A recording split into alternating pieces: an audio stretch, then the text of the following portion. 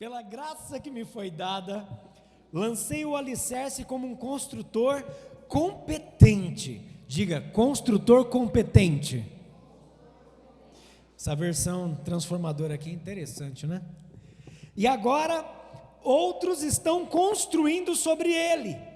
Mas quem constrói sobre o alicerce precisa ter muito cuidado, pois ninguém pode lançar outro alicerce além daquele que já foi posto, isto é, Jesus Cristo. Aqueles que constroem sobre esse alicerce podem usar vários materiais: ouro, prata, pedras preciosas, madeira, feno ou palha.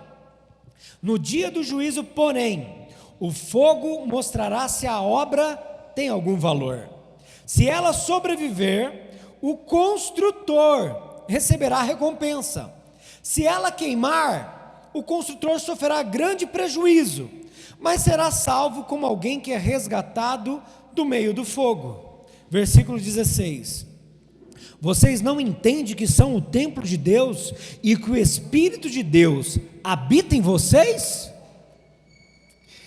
Sabe, irmãos, nós estamos num tempo de jejum, mais um jejum, e antes da volta de Jesus vai ter outros jejuns, e é muito importante nós avaliarmos aquilo que o Espírito tem falado à igreja. E na minha área profissional, eu aprendi a ver a imagem, a mente, antes dela existir na vida real.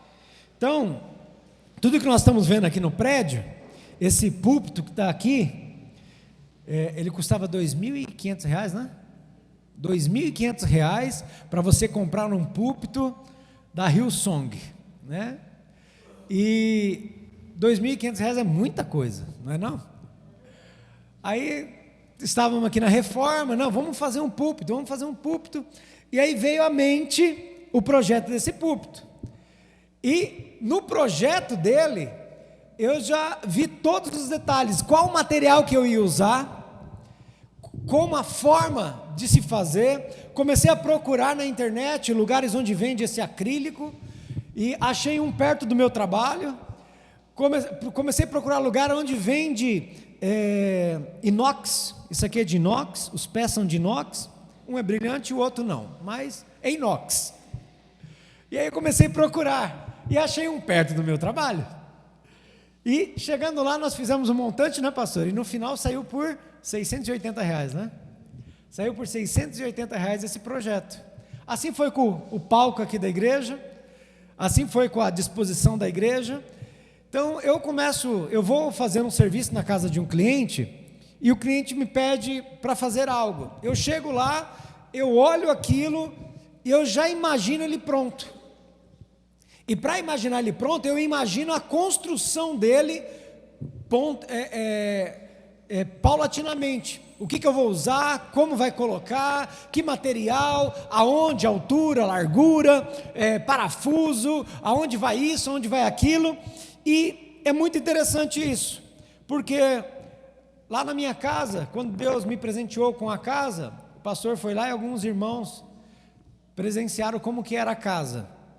E quando eu olhei a casa, eu falei: Senhor, o senhor tem isso para mim?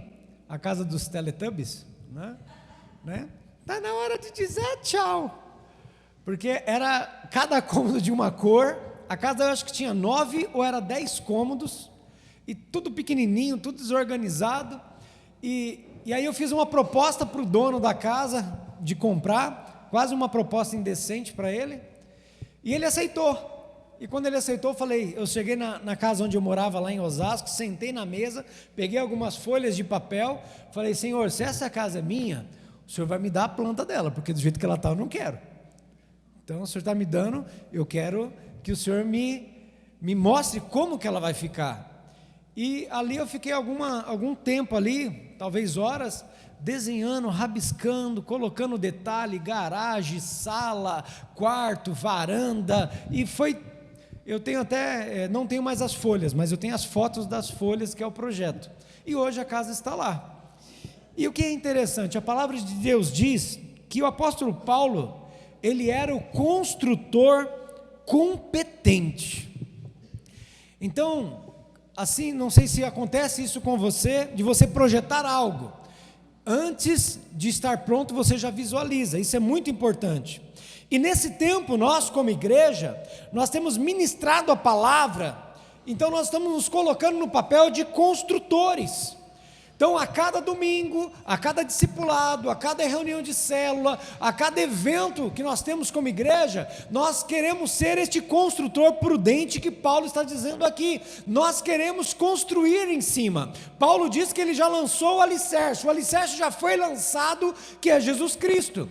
Então a igreja do Senhor, ela é fundamentada, alicerçada, a base dela é Jesus. Agora, Paulo diz aqui que você pode construir em cima dela com materiais, e alguns investem em materiais bons, outros investem em qualquer material. Então, o que nós queremos entender nessa noite? Que naquilo que Deus me designou a fazer, que eu faça da melhor forma possível, que eu seja esse construtor competente. Então pergunte para o irmão que está do seu lado, é você esse construtor competente? Então não existe nada pior do que você projetar algo, você dedicar tempo, investimento, recursos, forças, e esse projeto não se concretizar. Então eu não sei se você já teve essa triste experiência de construir uma casa e a casa não sair, não terminar. Passa ano e vem ano e a casa continua lá, você não consegue terminar, você não consegue concluir, você não consegue terminar aquilo que você projetou. Então talvez você projetou no seu coração uma casa de 2 cômodos, sala espaçosa, cozinha bem organizada, móveis planejados, quarto com móveis planejados, tudo bonitinho, está lá e você começou a iniciar essa casa. Aí passa 1 ano, passa 2, passa 3, passa 4 e nada de ver a concretização disso. Isso frustra ou não? Irmãos, tem alguém frustrado nessa noite? Sou eu. Porque eu comecei um projeto hoje e ele não deu certo. Eu olhei para o negócio, queria colocar uma torneira elétrica lá para minha esposa, né, para a gente lavar louça com água quente. E aí eu vi lá meus detalhes, falei, vai dar para fazer. Saí, fui, comprei material, liguei até para o pastor pedindo se tinha um pedaço de cano, porque eu não ia comprar uma barra de 3 metros, eu precisava 10 centímetros de cano. Aí eu vim aqui na igreja, peguei cola, um pedacinho de cano, voltei, falei, tá pronto, o negócio, eu quero ver na hora que eu ligar, vai ser água quente aqui, ó, que já estava até vendo a economia, né? Porque aí você vai fazer um arroz, você não precisa colocar água fria, né? Você já põe a água quente para cozinhar, né? Ó, que bom. E comecei lá e vai, e molha daqui, corta dali, cola daqui, e molha daqui, molha de lá, e tal, desmonta. Eu comprei um outro aparelho para aproveitar e trocar o chuveiro, troquei o chuveiro, e estou lá, e aí uma pecinha, na hora de conectar essa maldita peça no aparelho, a peça era maior, e o aparelho era menor. Falei, não, eu vou colocar esse negócio aqui. Catei fita veda-rosca e ó, enchi de veda-rosca, fez aquele negoção. Aí eu peguei a torneira, conectei, rodei, deu aperto, eu falei, opa, deu. Aí fui lá, liguei a água. Falei, Edna, fica aqui para mim, que eu vou ligar a água para ver se está vazando. Aí a Edna ligou, aí eu lá do quintal, está vazando? Não. Está vazando? Começou só um pouquinho. Aí eu entrei, olhei, estava vazando. Aí a Edna falou, não, mas está vazando só um pouquinho. Eu falei, não, meu medo é esse negócio estourar e vai vazar água para tudo que é lado. Profeta é profeta, né? Na hora que eu virei as costas para desligar o registro, só escutou. Pum! E aí começou a vazar água para tudo que é lado. Aí desliguei. Resultado, o projeto que eu fiz não deu certo por causa de uma pecinha. Não deu certo. Aí tive que desmontar tudo de novo, tive que recolocar tudo de novo, começou a vazar, desmontei de novo, montei, começou a vazar, desmontei de novo. Então, você entende por que eu estou frustrado, né? E é frustrante demais isso. E água fria, continua água fria. Mas segunda-feira eu vou atrás de uma peça. Eu botei na cabeça, vai ter água quente, vai ter. Então, eu passei hoje por essa experiência. Alguém aqui já passou por uma experiência frustrante assim, de projetar algo e o negócio dá errado? É terrível isso. E tudo isso na minha vida por causa de uma pecinha que não encaixou. Se ela encaixasse, eu estava aqui dando um outro testemunho, né? Então comprometeu todinho o meu projeto por causa dessa peça. Agora veja a comparação aqui. Paulo diz que ele é um construtor competente. E agora eu vou te fazer uma pergunta. Imagine Paulo olhando para a igreja hoje e vendo tudo aquilo que ele construiu lá no passado. Ele vai estar contente ou frustrado?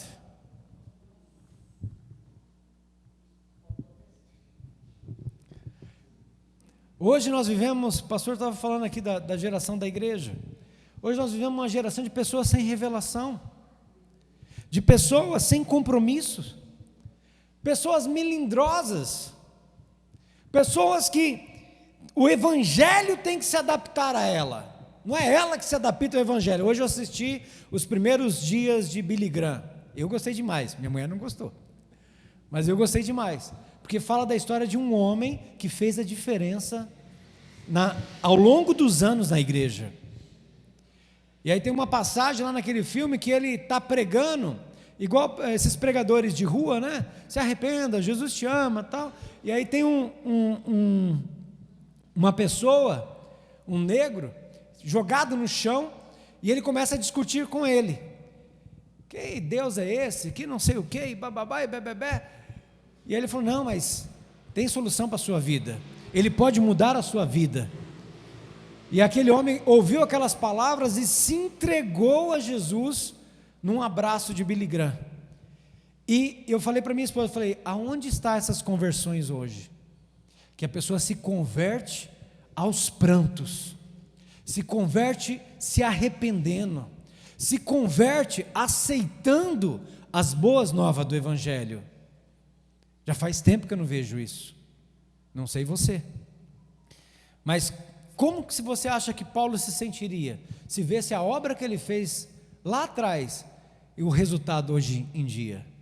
Bem frustrado, com certeza não era aquilo que ele estava sonhando e almejando, não era aquilo que ele planejou. E assim é para nós, irmãos. Nós temos uma série de palavras para ajustar a nossa mente, ajustar a sua mente com o seu coração. Nós estamos falando ao longo desse tempo porque nós estamos construindo a noiva para Cristo, nós estamos edificando a noiva para Cristo, e isso exige sim projeto, exige sim posicionamento, exige sim transformação, e nós fomos aqueles chamados para esse tempo, para essa edificação. Por que estamos construindo essa noiva? Porque nós fazemos parte dela. Foi ministrado aqui esses dias, o Igor falou sobre a face da igreja, sobre noiva. Nós um dia nos encontraremos com Jesus, nós um dia cearemos com Ele, nós um dia estaremos na mesa de banquete, nós um dia estaremos diante do trono do Senhor. Mas para muitos, isso não é tão bom, o que eu ganho com isso? E aí nós vemos a situação da igreja. Não há nada mais frustrante para um pastor ou um ministro da palavra do que ver tudo aquilo que ele ensinou sendo jogado fora pelos seus ouvintes. Não existe nada mais frustrante. Quando nós ministramos aqui e perguntamos na segunda-feira, e aí, como foi a palavra? Me dá uma palhinha, 3 notas, maestro, para poder lembrar do que foi ministrado um dia antes. Então nós precisamos, esse é um momento que nós estamos em jejum, que é justamente para nós ajustarmos. Nós estamos aqui para buscar a presença do Senhor, estamos aqui para termos experiência com Ele, mas também para aprendermos a ser igreja. Nós precisamos aprender a ser igreja. O Igor ministrou algo aqui, que ele falou, a igreja é a única coisa que vai ficar para a eternidade. Agora, se você não se envolve com a igreja, se você não ama essa obra de ser igreja, se você não se compromete com isso, o que você vai fazer na eternidade? Para que você vai para lá? Aí é capaz de Deus colocar você porta a porta com a pessoa que você mais odeia aqui na terra, só para você aprender. Vai viver a eternidade tendo que falar bom dia, boa tarde, boa noite para essa pessoa. Então, tem um exemplo de um pastor que ele foi num seminário de uma igreja, sexta, sábado e domingo, à noite, manhã, tarde, noite, manhã, tarde, noite. E lá ele ministrava apenas uma palavra, João 13:34, que foi o que o Igor leu aqui ontem. Por isso agora eu lhes dou um novo mandamento: amem uns aos outros, assim como eu os amei. Vocês devem amar uns aos outros. Sexta-feira à noite, amai uns aos outros, como eu vos amei. Sábado de manhã, amai uns aos outros, como eu vos amei. Sábado à tarde, amai uns aos outros, como eu vos amei. Sábado à noite, amai uns aos outros, como eu vos amei.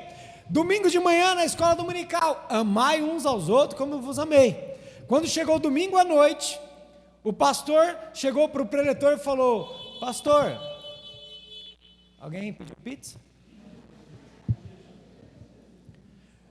Não pode, está em jejum. Misericórdia, olha aí, ó, denunciando aí o negócio. E o pastor da igreja local perguntou para o preletor: você não vai pregar amai uns aos outros, né? Aí ele falou: vou. Falei: mas por que você está pregando? Desde sexta-feira você só está falando a mesma palavra. Aí ele falou assim: eu estou pregando até ver vocês amarem uns aos outros. Por que você acha que Deus tem insistido tanto nessa construção, nessa transformação de mente, de alinhamento com o coração? Até que você comece a ajustar isso na sua vida. Então, é o que nós queremos. Então aqui eu quero avisar os irmãos, que nessa construção, você não pode ser a peça que não se encaixa. Isso compromete a construção. Isso compromete o projeto. Quantos estão entendendo? Diga amém. Então você não pode ser aquela pecinha que não conecta na outra, porque vai dar dor de cabeça para quem está projetando, vai dar dor de cabeça para quem está montando, vai dar dor de cabeça para quem está organizando. Quantos entendem? Diga amém. Então esse é importante. E aqui eu quero até aproveitar, com a permissão do pastor, sem ele saber. É ruim isso, né? Porque você vai falar algo. Você é essa peça, só que você tem que encaixar nessa peça. E nós, como igreja, nós temos aqui algumas formas de igrejar. E nós igrejamos quando nós vamos para a célula, quando nós vamos ao culto, quando nós participamos de alguma reunião na casa de alguns irmãos. Isso é igrejar. E também nós temos as quartas-feiras aqui, discipulado. Diga para o irmão que está do seu lado aí: as quartas nós temos discipulado. Então essa é uma forma de nós igrejarmos também. E é importante você estar conectado a isso, conectado à igreja, conectado à vida da igreja, conectado a igrejar como igreja. Eu sei que cada um de nós temos uma rotina, cada um de nós temos uma família, temos um trabalho, temos a nossa agenda, mas o que eu percebo é que muitos riscou da sua agenda o discipulado de quarta-feira, e isso é muito ruim. Por quê? Porque isso compromete o projeto que nós estamos alinhando, que nós estamos trabalhando. Isso compromete o resultado final. E aí você vai ter alguém frustrado, porque não vai ter água quente na torneira. E nessas quartas-feiras, ontem, né, também foi falado aqui, que você pode estar até frequentando a igreja, a célula, mas não estar conectado com a igreja do Senhor. Porque frequentar não significa conexão. Então existem muitas pessoas que você encontra no metrô, mas nem todas elas vão para o mesmo lugar que você vai. Nem todas elas vão fazer o que você faz. Por quê? Porque multidão não significa, como o Igor falou aqui, unidade. Então nós precisamos estar conectados. Você precisa colocar em sua agenda os nossos discipulados. Você precisa se conectar com aquilo que Deus tem colocado em nossos corações para a construção da noiva. Quantos estão entendendo? Diga amém. Então nesses dias, nessas quartas, eu quero compartilhar aqui. Tudo isso foi só a introdução. Eu vou falar aqui agora o que eu quero compartilhar com você nessa noite, que foi nessas quartas-feiras. Nessas 2 últimas quartas-feiras, Deus falou comigo através das palavras que nós ouvimos aqui, e eu quero compartilhar isso com você. Nós estamos construindo a igreja, edificando essa noiva. Jesus é o fundamento, e em todos os tempos, nós vemos pessoas que tiveram essa revelação, e vêm adicionando materiais, vêm conectando pessoas à vida dessa igreja. Então veja que a edificação da igreja não é só uma mudança de mente e coração, mas é sim um agir, é um estilo de vida, aonde você se conecta a ela e você traz outra pessoa para se conectar a ela, essa outra pessoa traz outra pessoa para conectar a ela, e assim nós vamos edificando e construindo a noiva. Quantos estão entendendo? Diga amém. E para conectar essas pessoas à igreja e ao propósito de Deus, nós temos então que ajustar a nossa mente e o nosso coração. Como que eu faço isso, pastor? Eu quero falar aqui de 2 pontos. E o primeiro ponto é compaixão. Diga, compaixão.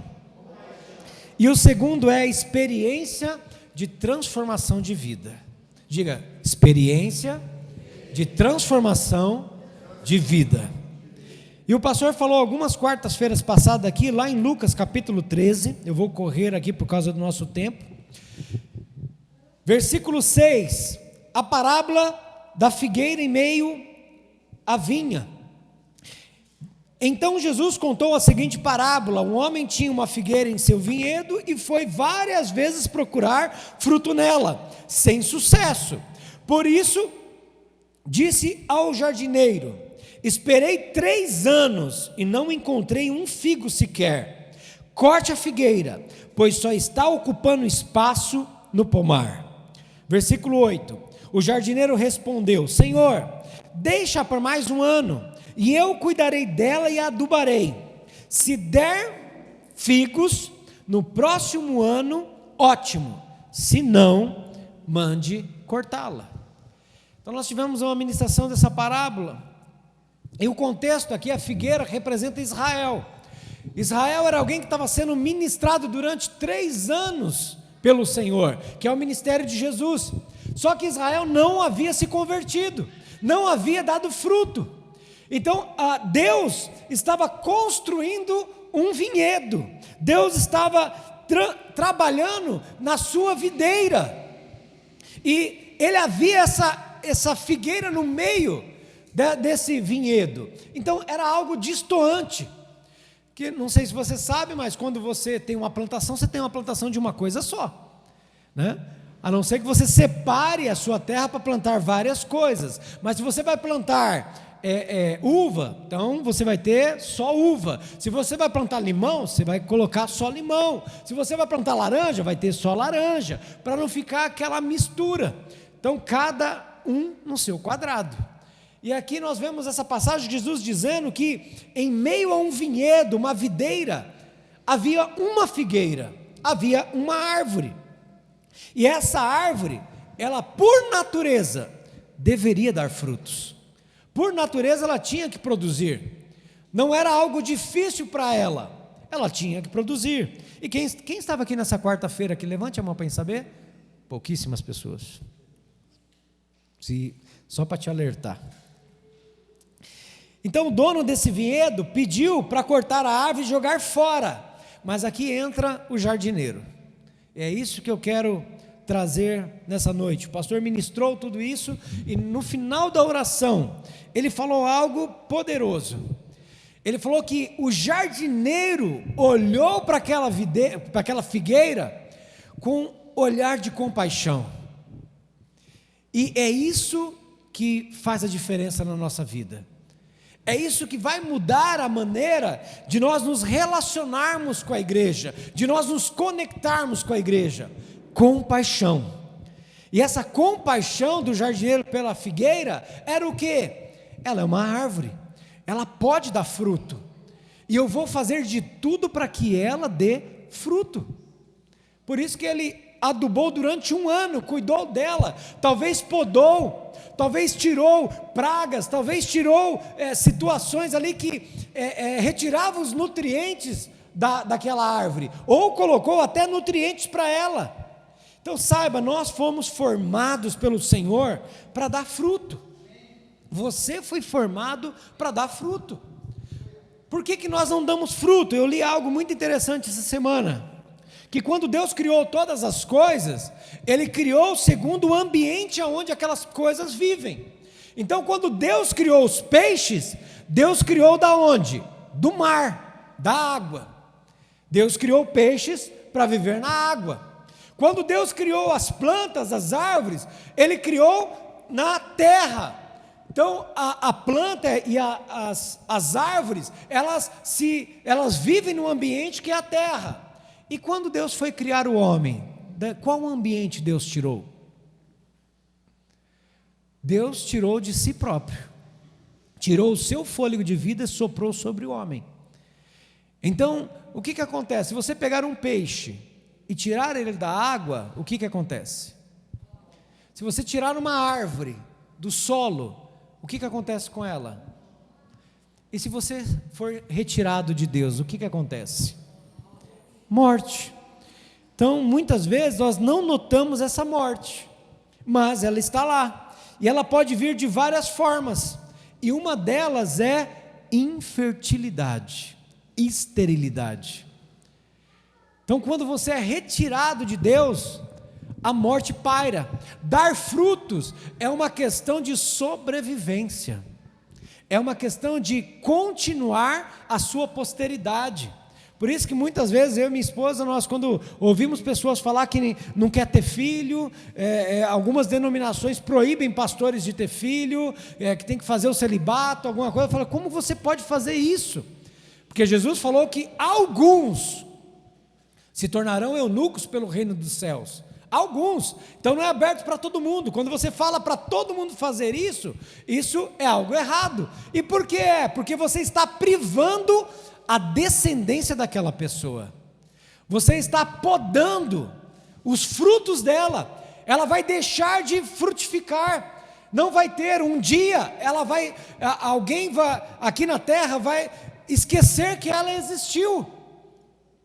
Porque deixa eu te falar, o cachorro e o gato, que muitas pessoas chamam de filho, ele não vai se lembrar de você, e quando ele morrer, acabou. E muitas pessoas colocam a sua expectativa nisso.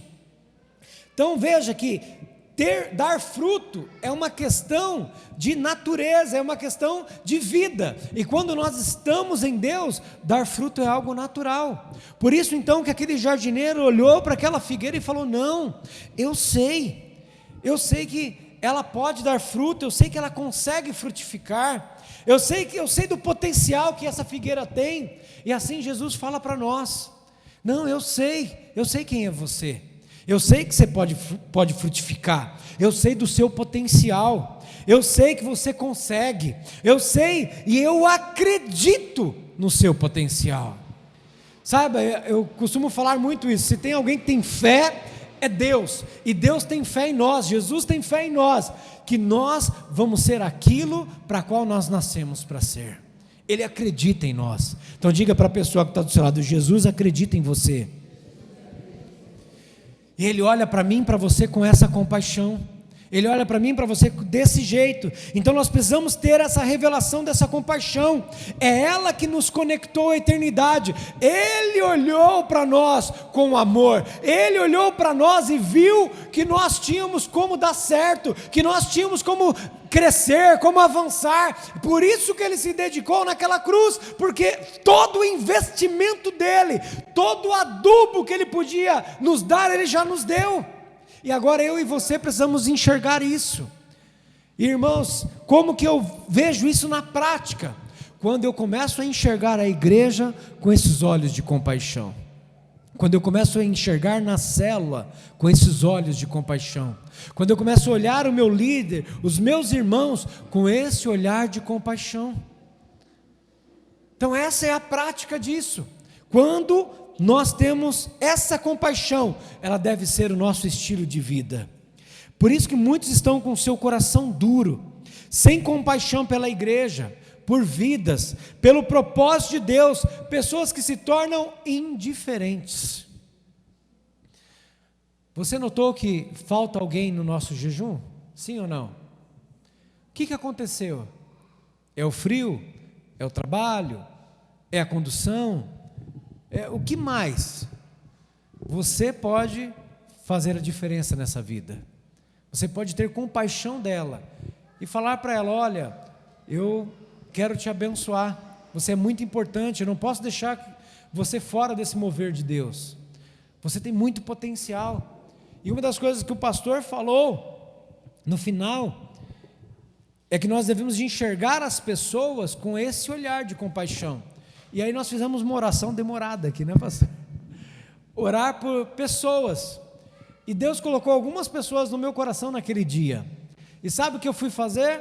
Eu peguei meu telefone e comecei a mandar mensagem para essas pessoas, falando: olha, eu acredito no seu potencial, você foi chamado por Deus, você foi escolhido por Ele, você foi separado por Ele, creia nisso, tudo o que é necessário neste mundo e nesse universo, Deus já reservou para você, Deus já colocou dentro do seu coração, tudo o que você precisa está dentro do seu coração, basta você acreditar, e basta você deixar Deus te usar para aquilo que Ele te chamou. E eu mandei algumas mensagens para algumas pessoas, porque eu entendi isso. E sabe por que nós vemos pessoas que estão indiferentes à vida da igreja? Porque basta você ver como que elas lidam com a agenda da igreja, com a célula, com o seu líder, com os eventos. Saiba, Jesus olha para mim e para você e acredita que nós vamos ser aquilo para qual nós fomos criados. Então diga para o irmão que está do seu lado: você é a expressão do amor e da compaixão de Jesus nessa terra. Então fala para ele: creia, você tem um potencial enorme, creia nisso, amém? Você pode aplaudir o Senhor por isso? Aleluia! Eu e você somos essa peça-chave na edificação da igreja, eu e você. E quarta-feira passada o pastor falou sobre a mulher sunamita, está lá em 2 Reis, capítulo 4, do versículo 1 ao 37, eu não vou ler todos os versículos por causa do tempo, mas quem estava quarta-feira aqui? Menos ainda, mas tudo bem, vai mudar isso, pastor, em nome de Jesus, entendeu?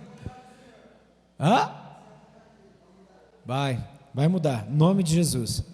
E o pastor ministrando sobre a convicção daquela mulher sunamita, que ela recepcionou Eliseu, que construiu um quarto para ele, e todas as vezes que ele passava por aquela cidade, ali era a pousada dele. Então Eliseu, olhando para a bondade daquela mulher, o cuidado daquela mulher, falou: o que nós podemos fazer por essa mulher? Geazi então olhou e falou: olha, ela não tem filho, e o marido dela já é velho. E aí então Eliseu falou: então chama ela para cá. Aí aquela mulher chegou, Eliseu falou: olha, daqui 1 ano você terá um filho nos seus braços. Aquela mulher ouviu aquela palavra e falou: Senhor, não dê falsas esperanças à tua serva. Mas depois de 1 ano a criança nasceu. Só que passados os anos, aquela criança já era crescida, estava ajudando o pai no campo, e lá tomando sol na cabeça, alguns dizem que foi um derrame, outros falam que ele tinha algum tipo de doença, aquela criança falou: ai, minha cabeça dói. O pai então mandou os servos levar para casa. Chegando na casa, aquela criança começou a gemer e ficar nos braços da mãe, até que ele faleceu. Aquela mulher pegou aquela criança, levou até o quarto, colocou na cama do homem de Deus, e mandou um dos servos preparar o jumento, que ela ia até o profeta. E O marido perguntou: está tudo bem? Ela falou: não, está tudo bem, eu vou só conversar com o profeta. No meio do caminho, Eliseu viu ela, mandou Geazi conversar com ela, perguntou, ela falou: está tudo bem. Só que quando aquela mulher chegou até o profeta, ela se lançou aos pés do profeta e orou, suplicou a ela: eu não falei que não era para você ter me dado falsa esperança, eu te pedi um filho, e agora meu filho está morto. Então, se você estava aqui quarta, se você conhece a história, sabe disso. Eliseu então foi até lá, orou pelo menino, e o menino ressuscitou. E o que eu quero falar tudo isso? O pastor ministrou sobre a convicção dessa mulher de ir até o profeta, e é uma convicção que não importa a circunstância que nós estamos passando, não importa a situação que nós estamos vivendo, se você crê em Deus, assim se fará. Então a sua convicção não se mede pela circunstância que você vive, mas sim pela fé que você pratica. E agora, quando eu estava ouvindo tudo aquilo, Deus colocou algo no meu coração. Aquela mulher, ela teve uma experiência poderosa com Deus, mas não foi na ressurreição daquele menino.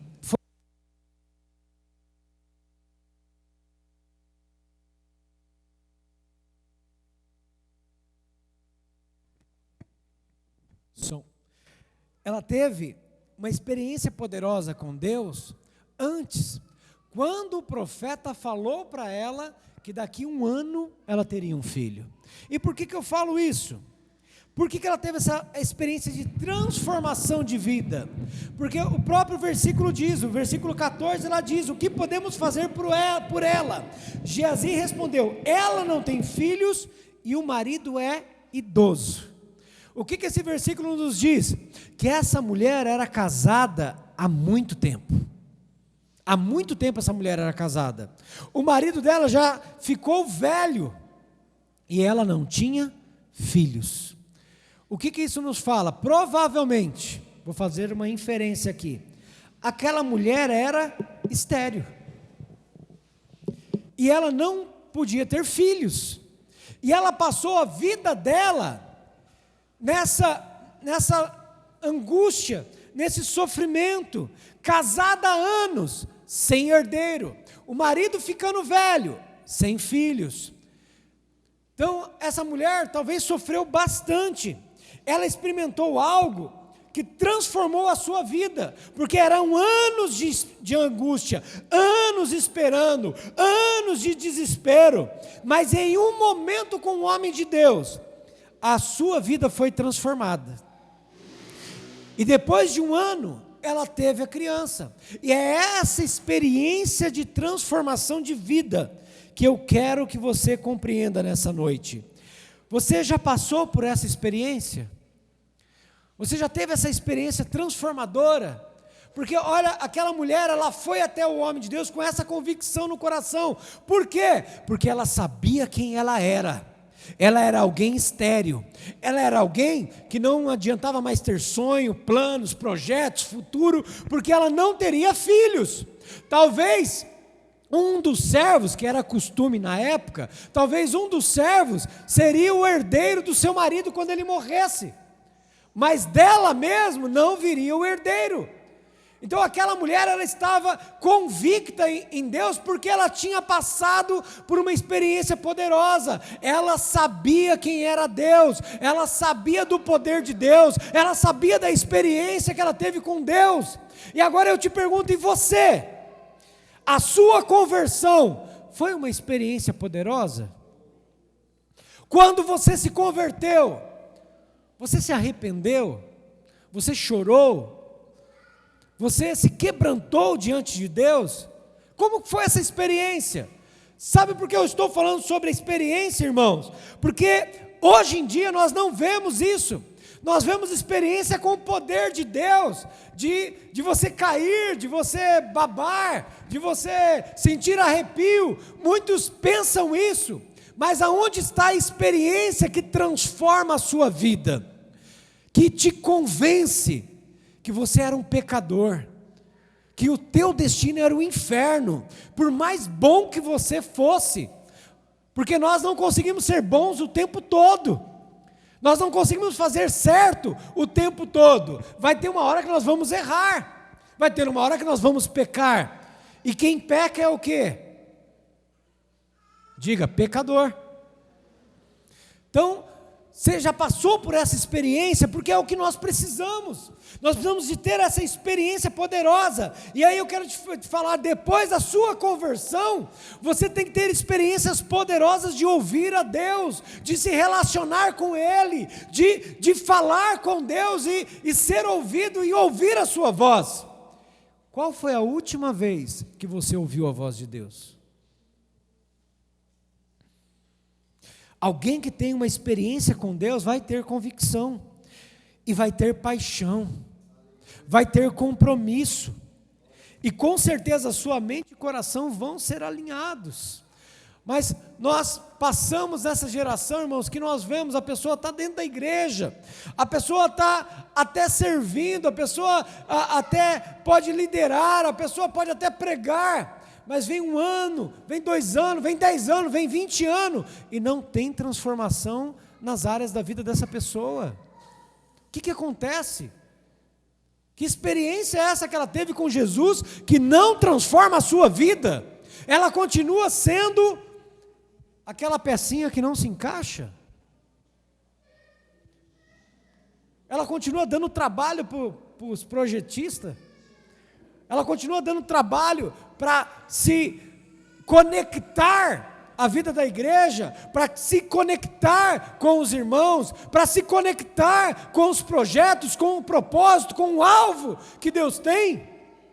Que tipo de experiência essa pessoa teve? Aquela mulher teve uma experiência poderosa. Por que ela foi até o homem de Deus? Porque ela sabia, eu era estéril, eu não tinha sonho, não tinha projeto, não tinha vida em mim mesmo, porque eu era estéril. Durante 10 anos, 20 anos, 30 anos, ser idoso naquela época era 70 anos, né? Então, talvez o marido dela estava com 70 anos, 50 anos casado com aquela mulher. E ela sabia, eu sei quem eu era, eu sei que eu não tinha nada, mas Deus mudou a minha história, Deus transformou, Deus me abriu o ventre, eu pude ter um filho. Você já teve essa experiência com Deus? A Bíblia diz que havia um cego de nascença, que Jesus curou ele, e quando estavam interrogando ele, quem é que te curou? Ele falou, eu não sei quem curou, eu sei de uma coisa, eu era cego, mas hoje eu vejo. Eu sei quem eu era, eu não via nada, eu ficava dependente de esmola dos outros, eu ficava dependente de favor dos outros, eu ficava dependente do meu pai e da minha mãe, mas agora os meus olhos se abriram, agora eu posso enxergar, eu posso viver essa vida. Era isso que aquele cego falou, era assim aquela mulher. Você já passou por isso? Porque, irmãos, essa experiência tem que ser poderosa. Toda palavra que é liberada é para te edificar, é para gerar compaixão, paixão no seu coração. Isso deve ser acompanhado com experiência de transformação de vida. O Igor deixou bem claro aqui, que ontem ele deixou a palavra da igreja primitiva. Então as faces da igreja, a vida de igreja, a vida de viver conectado dentro da igreja, tem que ser algo prático, Então essa experiência que você teve com o Senhor, tem que ser algo prático.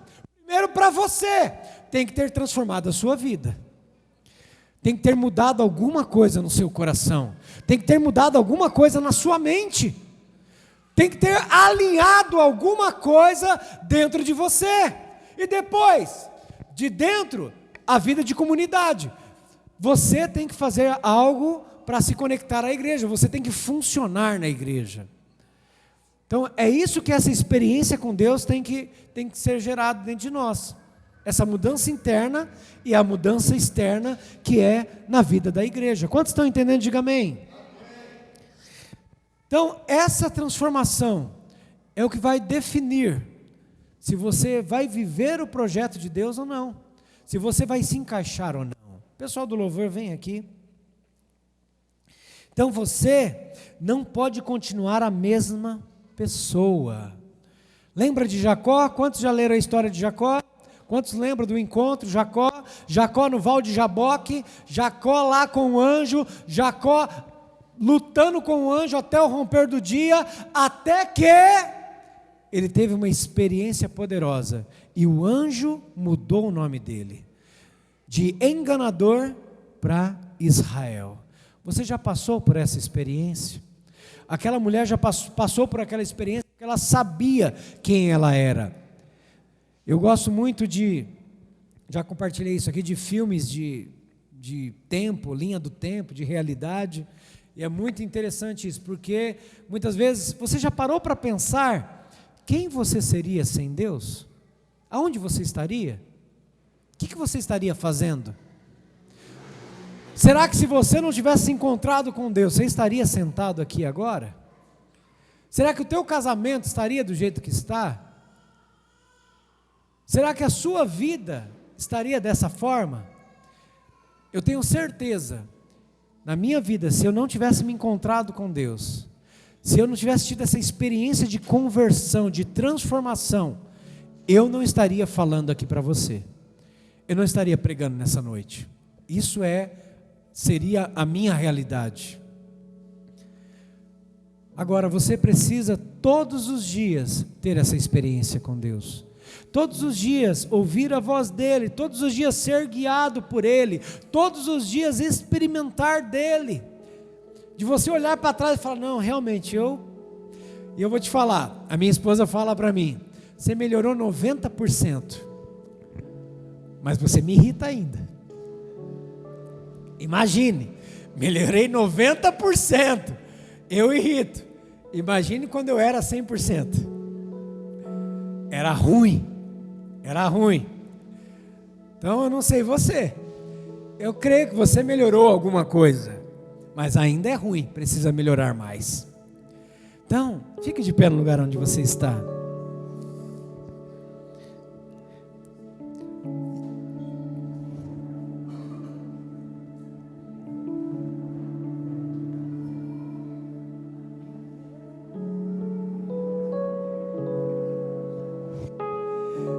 Eu quero voltar à pregação aqui,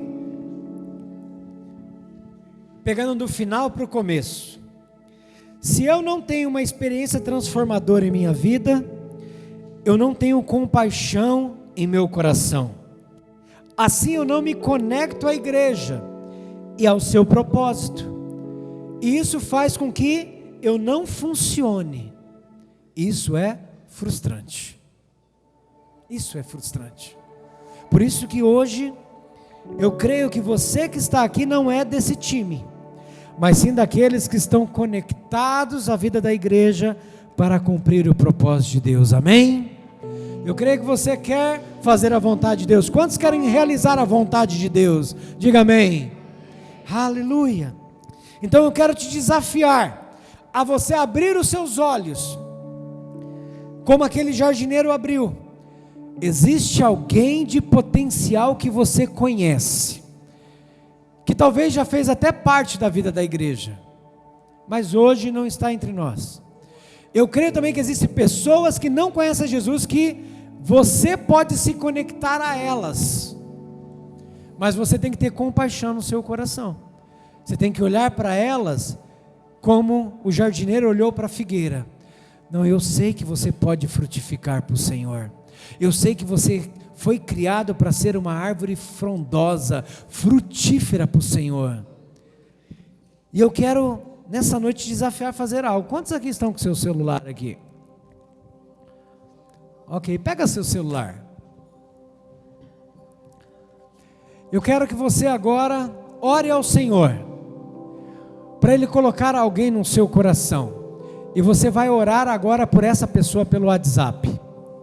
Você vai mandar uma mensagem para essa pessoa, como aquele jardineiro que olhou para a figueira e falou: eu creio no seu potencial, tudo está dentro de você, basta você se posicionar e você vai ver, os frutos virão, a bênção de Deus está dentro de você para fazer a diferença.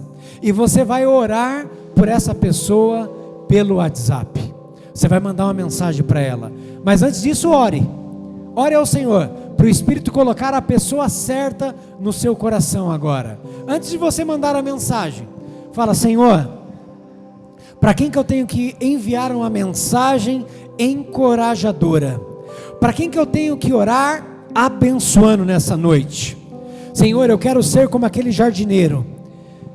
Eu quero olhar com um olhar de compaixão para essa pessoa. Talvez alguém que já fez parte da igreja, talvez alguém que eu sei que não conhece Jesus, mas eu quero conectá-lo agora à vida do Senhor, através da minha oração. E se o Senhor me der oportunidade, eu quero passar a minha experiência de transformação de vida para essa pessoa, e eu quero abençoá-la nessa hora.